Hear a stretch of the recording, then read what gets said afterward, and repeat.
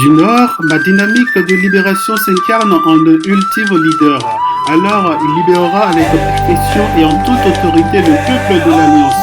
Il les ramènera au soleil levant. Il est désigné convenablement en l'honneur de mon nom. Aussi piétine-t-il le gouverneur tout comme s'ils étaient de la boue, tel le potier pour l'argile. De sûreté en sûreté, il restaurera la royauté à travers la multitude.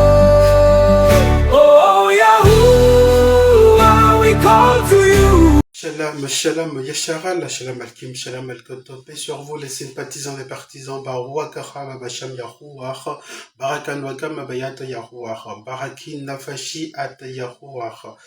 Je suis votre frère Tobia, je suis ici pour vous présenter un document prêt à être déposé devant donc les tribunaux ici en France. Et ce document, ça parle justement de la place donc du créateur et donc le principe d'unicité donc du créateur de l'univers. Je ne parle pas donc du Messie ici, quoique je vais pouvoir parler donc de lui sur certains points, mais le document par rapport au Messie, donc par rapport donc à l'honneur qui est dû donc au Messie, ce document-là reviendra juste après celui-là. Et donc j'ai intitulé ce document, donc comme vous le voyez, PJ, donc pièce jointe, principe, donc pièce jointe numéro 1, principe d'unicité, ok? Donc l'unique tout-puissant créateur de l'univers, donc l'incréé, celui par qui tout a commencé. Le Messie a un début, ok? Donc le début donc du Messie, c'est le Père. Et donc c'est ce que je m'en vais justement à démontrer ici dans ce document. Et donc ça s'intitule donc le document Principe d'unicité, l'unique tout-puissant créateur de l'univers, l'incréé, celui par qui tout a commencé. Son titre honorifique est Alouar, donc ce qui est reconnu comme un tout-puissant, mais quand on va aller donc en profondeur dans l'étude ici, on va voir que ça parle plus donc de choses tout-puissant, c'est c'est assez réducteur. Donc Alouar, donc tout-puissant, et donc quand on va dans le décrypte, ça fait donc la très distinguée entité insaisissable force vitale guide éclaireur. Ok? Et son glorieux nom est Yahuwah. Ça aussi, on pourra aller dans le décrypte après. Et donc ici, tout droit dans le grand 1, nous allons parler donc de l'énoncé donc de ce principe d'unicité, son origine au moyen donc des éléments donc de notre environnement. En grand A, je parle ici donc de la définition du principe d'unicité à partir du concept mathématique Aïbari. Aïbari, il faut comprendre par là l'hébreu. Ok, donc quand on dit hébreu, c'est Aïbari, donc dans sa propre langue. Et donc voici, l'unicité est définie comme le caractère de ce qui est unique, un seul, exclusif, incomparable, particulier, sans égal, inégalé, non accompagné, à la fois sans précédent, sans successeur. J'informe que j'aborderai plus particulièrement le contexte donc à la fois sans précédent et sans successeur, donc il faut rappeler donc du créateur de l'univers, seulement à partir donc du quatrième volet de ma rédaction. Alors, au paragraphe suivant, en Aïbari, donc l'hébreu, ok, j'ai déjà fait une vidéo sur ça, l'hébreu ou la langue de la création, ou bien même la langue des Aïbarim, donc des hébreux.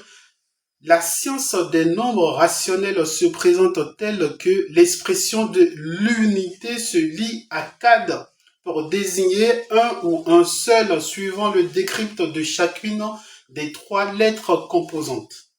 Donc il faut encore se référer ici à l'alphabet hébraïque pour comprendre ce que je dis, donc à partir des 22 lettres, leur valeur et leur signification.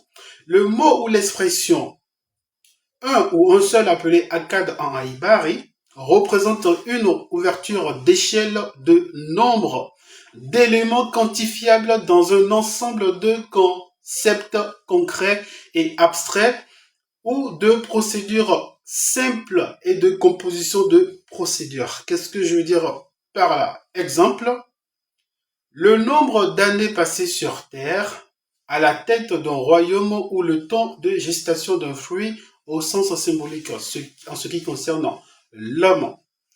Tous ces concepts d'éléments quantifiables démontrent bien que 1 est caractéristique du germe, de la computation ou de la supputation du temps. Ça, c'est un exemple. Hein. Il y a énormément d'exemples qu'on peut prendre, mais on reste là, dans le cas précis, sur le temps pour que les gens puissent comprendre.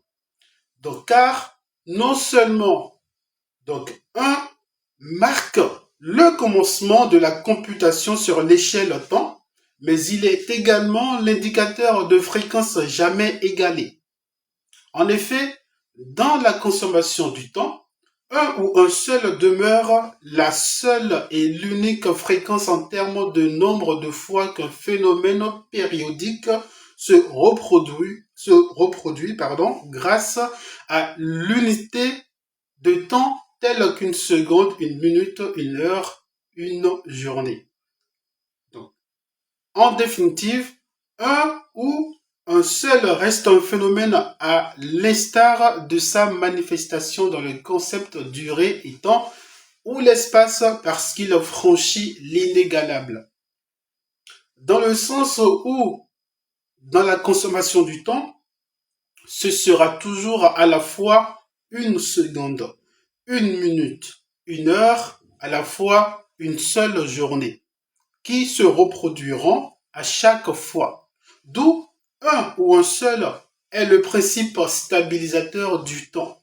Idem pour les mesures de l'espace ou autres. Et donc, par extension et de manière figurée, l'appellation unité de mesure trouve bien son sens, car le compte est fait par unité comme le système d'une horloge. Ainsi, de par cette réalité de un ou un seul, l'on voit bien l'empreinte du créateur de l'univers ancrée dans sa création afin de stabiliser le temps, le calcul de distance dans l'espace, etc., etc. Nous allons maintenant nous intéresser à la marque visible de cette empreinte, donc stabilisatrice du créateur de l'univers. Parce qu'on est en train de parler donc de 1, l'unicité, le principe d'unicité. En grand B, on va parler donc du signe d'écriture caractérisant le principe d'unicité. Là, on vient d'expliquer ce que c'est que unicité, c'est-à-dire que c'est toujours 1, toujours 1, toujours 1. On ne peut pas dire 1 et en même temps penser qu'il pourrait avoir 2. Donc c'est tout ce que je viens donc de dire. Maintenant, on va parler donc de l'écriture. En termes donc de l'écriture, donc pour parler en termes de principe d'unicité, nous avons la lettre wa qui s'écrit donc comme le U, mais en parlant hébreu, c'est plutôt une sorte de piquet, un piquet à 2 branches. Donc, comprise pour ajout, rajout ou renforcement. Donc, toujours se référencer au paléo-hébreu, les 22 lettres, leur valeur et leur propre signification. Donc, la lettre Wa, donc la 6e lettre, en forme d'écriture universelle, soit le U, ok, et en forme de lecture, soit Wa, quand il précède des noms, mots, locutions, conjonctions ou formes d'expression, elle est comprise de cette manière pour ajouter un nouvel élément ou renforcer l'idée précédente, ou les faits et événements qui viennent d'être mentionnés ou relatés. Dans quel cas, la lettre, donc, Wa en lecture, donc la lettre, vous le savez, U, en lecture Wa, est traduite dans les langues inintelligibles. Ça aussi, j'ai fait des vidéos sur ça. Et donc, il faut toujours donc se nourrir donc des explications que j'ai données pour le cas. Et donc, je reprends. Dans quel cas, la lettre donc U en lecture Wa est traduite dans les langues inintelligibles dans des expressions équivalentes comme et, puis, aussi, de plus, ensuite, en plus, en outre. 3 points de suspension. Suivant le respect de la règle de syntaxe appropriée en Haïbari. Donc, ces deux, l'hébreu, donc le paléo-hébreu, qu'on traduit. Maintenant, dans ces langues inintelligibles, parce qu'il n'y a qu'une seule langue intelligente ou intelligible, et donc la langue de la création. Pour le reste, sur la symbolique de un ou un seul, soit l'unité, certaines notions très remarquables sont à rappeler ici. Nous allons principalement nous intéresser au principe d'unicité à travers les notions d'expansion, contraction et d'égalisation dans le sens de égalable à soi-même ou inégalable. Expansion à partir donc de 1, donc à 4 ou un seul, et donc accroissement, ok? Mais contraction depuis la concertation de plusieurs éléments, entités ou personnes sous le principe d'unification, dans le but d'accroître également en termes d'efforts et de résultats. Par ailleurs, avec la notion d'égalisation, dans la valeur spirituelle de Akkad ou de un ou de un seul, le principe d'unicité renvoie ici à la réalité inégalable de quelque chose égal à elle-même, notamment la réalité inégalable de quelqu'un. On va aller dans le grand 2 pour apporter plus de réponses par rapport donc à ces trois notions-là, la notion donc d'expansion, la notion donc de contraction et la notion donc d'égalisation. Exemple de réalité du principe d'unicité chez les Haïbarim, de la couleur noire à la réalité du glorieux nom du créateur de l'univers. En grand A, on parle ici donc de la couleur noire. Exemple typique de la réalité du principe d'unicité. Donc, en guise d'illustration, l'application de ces trois notions, à la fois expansion, contraction, égalisation dans le sens de égalable à lui-même ou inégalable, comme symbolique de Akkad, donc où un et un seul se comprend avec la réalité de la couleur noire. En effet, de la couleur noire sont sorties toutes les autres couleurs. Et pour avoir de la couleur noire, il faudra bien le mélange de plusieurs autres couleurs dominantes. À noter que chacune des couleurs dominantes en dehors du noir est aussi la somme de plusieurs autres couleurs plus ou moins dominantes. En ce qui concerne les trois expériences suivantes, à savoir le vert plus le rouge, ou le violet plus le jaune, ou bien le bleu plus l'orange, les résultats respectifs ne sont qu'un semblant de noir. C'est pas encore le noir en réalité. De même, avec le mélange des couleurs dominantes telles que le jaune plus le rouge plus le bleu, nous ne sommes pas encore arrivés au noir originel. Je vous laisse le temps donc de l'expérimenter, c'est assez clair. D'où la valeur spirituelle de Akkad. Donc cette valeur spirituelle de Akkad ou de un seul, soit l'unité. Et donc, à partir donc de cette expérience, on voit bien que le principe d'unicité est vérifié dans la réalité de la couleur noire. Alors, nous pouvons confirmer qu'il y a, donc à partir d'une seule couleur, en l'occurrence, le noir à la fois une expansion des couleurs et une contraction de l'ensemble des couleurs pour avoir la couleur noire en retour. Et qu'en somme, la couleur noire est égale à elle-même ou inégalable. S'il n'y avait pas de couleur noire, il n'y aurait pas d'autre couleur. S'il n'y avait pas le noir, il n'y aurait pas d'autre couleur. C'est ce que je suis en train donc de vous démontrer ici. Et cette expérience-là, vous pouvez la vérifier vous-même n'importe où. En d'autres termes, pour ceux qui exploitent mieux leur intelligence, il convient qu'en dehors de la couleur noire, les autres couleurs n'existent point. C'est donc la réalité de la couleur noire qui s'applique au créateur de l'univers. Il faut un départ à toute chose, et lui, il est le départ. Si on enlève lui, rien n'existe. Pareil pour la couleur noire. Et voici comment cette réalité est exprimée en Haïbari, donc le paléo hébreu. En grand B, L'expression du principe d'unicité dans le contexte d'égalisation d'une personne égalable à soi-même ou inégalable. Compte tenu de la notion d'égalisation pour signifier le caractère inégalable égal à lui-même, quand on fait référence à une personne, Aibari se sert de l'expression Mahou. Mahou. Je vous ai dit, le H doit se prononcer, sinon ça va prêter confusion. Malheureusement, dans ce système donc, de Babylone, ils ont préféré donc de rendre muet le H. Mais sinon, le H est lu, est prononcé. Ok? C'est seulement dans le cadre donc de CH que le H n'est pas prononcé. Et donc, Mahou est lu, donc comme vous le voyez avec un M-A-H-O-U, ok? Comme c'est démontré dans ci-dessous.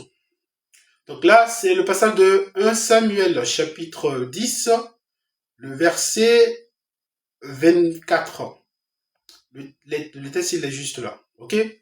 Donc je lis, donc je vais vous épargner donc, de la lecture en paléo-hébreu, mais directement en français.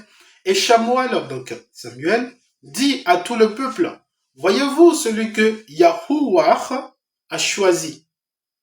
Il n'y a personne dans tout le peuple tel qu'il soit semblable à lui, donc là, inégalable. Et tout le peuple poussa des cris en disant, vive le roi! En grand C.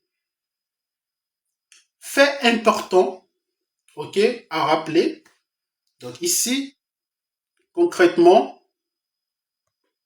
il est question donc de notre réalité. Fait important à rappeler, donc de l'état de notre dépossession, donc la dépossession du peuple élu, à sa réappropriation culturelle, le nom du consolateur que je suis glorifie le créateur de l'univers. Je vais vous démontrer comment est-ce que le nom que ma mère m'a donné glorifie le créateur de l'univers. J'ai des images à montrer.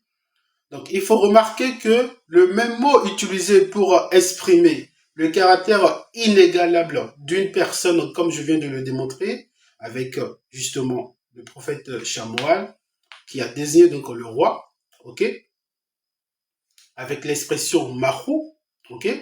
Donc Mahou est lu, donc comme je l'ai dit tout à l'heure, à l'instar donc de mon premier prénom à l'état civil, ok, de Babylone, il faut préciser. Donc mon premier prénom c'est Mahouyon, ok, pour dire exactement la bonté inégalable, enfin la bonté. Je pourrais même dire inégal, mais non, quand elle a donné son prénom, c'est pour ça que quand vous voulez avoir la signification des prénoms, il faut justement aller demander l'explication soit à Ya, soit aux parents de la personne. Donc, la bonté de l'inégalable, c'est le prénom que j'ai reçu. La bonté de l'inégalable. Il n'y a aucun homme qui soit inégalable, ok? Par rapport au choix et tout, il y a seulement une entité qui est inégalable. Et là, il est question donc du créateur de l'univers. Et donc, conformément à ce qui est écrit à mon sujet, donc ça c'est Ésaïe chapitre 41 verset 25 que je vous donne encore, ok? Et ça, il faut prêter attention, c'est la version authentique. Avec l'aide de Yah, son roi qui est sur moi, m'a aidé à avoir cette traduction. C'est la traduction la plus correcte. Et en termes donc de réformateur également, il vaut mieux, ok, que je vous donne justement donc les tests selon ce que j'ai traduit, tout simplement.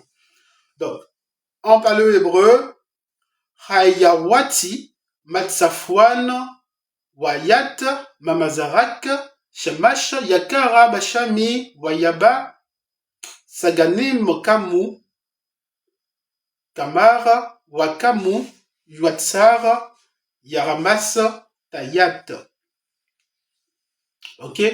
Donc là, encore une fois, vous avez l'expression. Ok? Donc, vous voyez les Kamu là. C'est justement par rapport aux comparaisons. Ok? Et donc là, voici ce qu'il dit. Du Nord, ma dynamique de libération s'incarne en l'ultime leader. Alors, il libérera avec perfection et en toute autorité le peuple de l'Alliance et les ramènera au soleil levant, donc la Terre Sainte. Il est désigné convenablement en l'honneur de mon nom. Aussi piétinent-ils les gouverneurs tout comme s'ils étaient de la boue. Tel un potier foulant l'argile, de sûreté en sûreté, il restaurera la royauté à travers la multitude. Donc là, on est en train de vous dire clairement ce qui est sur le point donc, de se produire. Aussitôt l'élévation donc, du roi ici en France, en tant que, vous savez, eux aussi ils ont commencé à parler donc, du grand monarque. Donc, aussitôt l'élévation donc, du roi, vous le verrez justement en action. Donc il y aura beaucoup de choses à voir à ce moment-là. Donc en réalité, Marou désigne l'incrié chez les gens de l'Alliance et des promesses. Donc là, il dit, il est désigné convenablement en l'honneur de mon nom. Ne suis-je pas un élu qui porte son nom, même si on a été dépossédé donc de tout, au Bénin, au Togo, au Ghana, même en Côte d'Ivoire, il y a des gens qui connaissent l'expression Marou pour désigner donc le créateur de l'univers, pour dire littéralement l'inégalable. Et c'est le nom qu'on m'a donné, la bonté de l'inégalable. Ok? Donc, en réalité, Marou désigne l'incréé, donc le tout-puissant l'incréé, chez les gens du livre, donc les gens donc, de l'Alliance et des promesses, les Bani Yachar, alors, c'est le nom qui a été donné, on va voir ça aussi après, connu sous les titres donc de nègres, négos, les bantous ou même les têtes couronnées. Marou est bien connu et notamment chez les négroïdes issus d'Ouest Afrique subsaharienne en situation de dépossession sur l'ensemble de la Terre depuis 400 ans maintenant. Voyez les noms que je porte. République du Bénin. Enfin, sinon, c'est le nom donc, de mon grand-père, et mon père l'a porté, et donc logiquement ses enfants l'ont porté. Et il y a également un mystère derrière ce nom. On va revenir sur ça. Ça parle, donc j'ai déjà fait, j'ai laissé mon témoignage, et ça signifie les œuvres donc du Fa. Mais ils ne disent pas réellement c'est quoi le Fa. Le Fa, c'est la science de l'âme en fait. Le Fa, je rappelle ici, le Fa, c'est la science de l'âme. Il est question ici encore donc du Messie. C'est lui qui nous révèle les choses. Le Fa, c'est encore la science donc de l'âme. Et mon arrière-grand-père, il a nommé mon grand-père les œuvres du Fa. Parce que vous vous rappelez le témoignage que j'ai donné. Lui, il voulait avoir la révélation, il n'a pas pu l'avoir. Mais c'est quelqu'un d'autre qui est très loin, qui a été touché pour venir jusqu'à lui. Et donc lui, donc en sa présence, il a demandé la révélation et c'est lui qui l'a obtenue. Ok? Donc regardez. Donc premier prénom du consolateur dans le dialecte de dispersion fon, la langue fon, le fongbe au Bénin, ok? Mahouyon plutôt, porte l'un des qualificatifs du créateur de l'univers, Mahou ou Mahou, ok? Vous voyez comment c'est écrit. Au Bénin, les deux formes sont acceptées, les deux formes, voilà, on l'écrit comme ça. Soit Mahou avec M-A-H-U, et la version paganisée, c'est le OU derrière, mais voilà. Et donc, ok? Donc, ainsi, en l'absence de leur glorieux héritage spirituel en matière d'écriture sainte, les négroïdes, donc, on n'avait pas les écritures saintes sur nous, sinon forcément, on ne pourrait pas même se tromper par rapport à l'écriture donc de Mahou, ok? Ou même penser à, enfin, ignorer qu'on est en train donc de paganiser l'écriture avec le O à l'intérieur. Parce que le O, visiblement, c'est le OU, ok?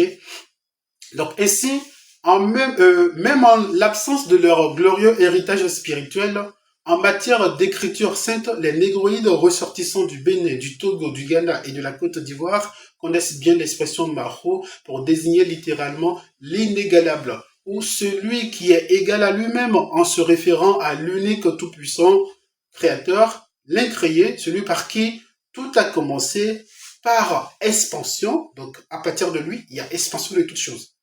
Et celui vers qui les élus convergent tous par contraction. Rappelez-vous, je cherchais justement à partir donc de 1, le principe d'unicité.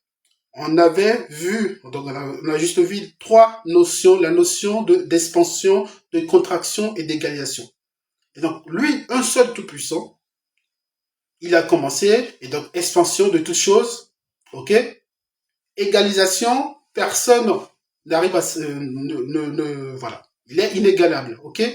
Maintenant, avec la troisième notion également contraction, pourquoi est-ce que nous sommes réveillés? Nous sommes réveillés parce que on va tous converger encore vers lui, tout simplement.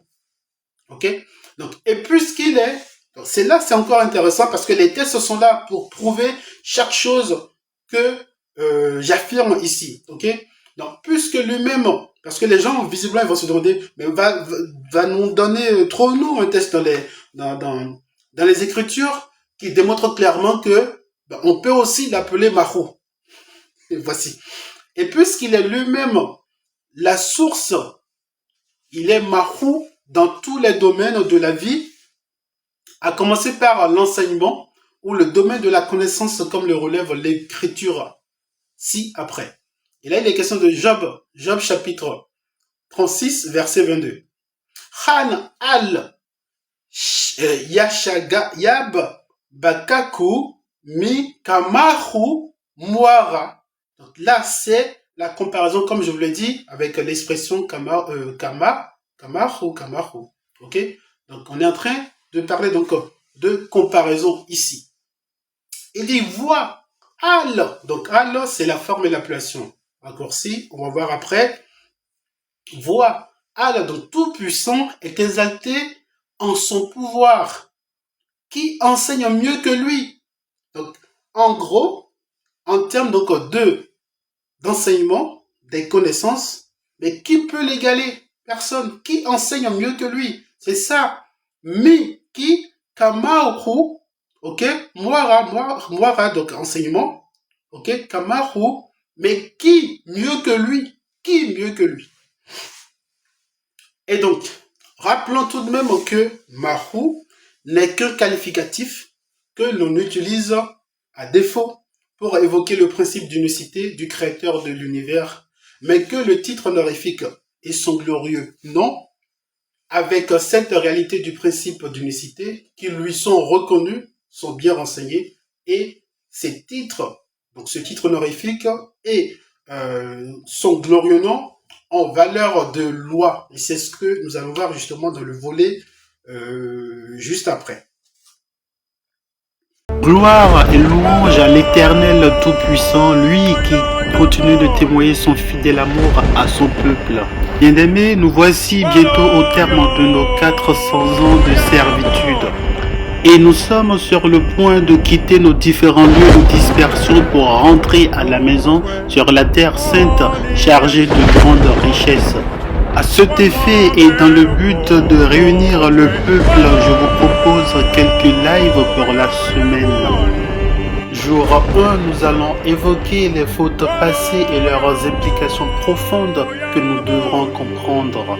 Jour 2, nous abordons l'importance de la repentance en vue de notre restauration. Jour 3, un nouveau chapitre plein d'espoir est sur le point de commencer. Nous parlerons du plan du salut. Jour 4, nous explorons les défis auxquels les élus sont confrontés. Malgré les obstacles, leur ascension est inévitable. Jour 5, nous réfléchissons à l'impact de nos bourreaux, leur influence, bien qu'à résoudre, a façonné notre histoire. Jour 6, nous nous prononcerons sur le retour nécessaire et sincère à la loi et les prophètes.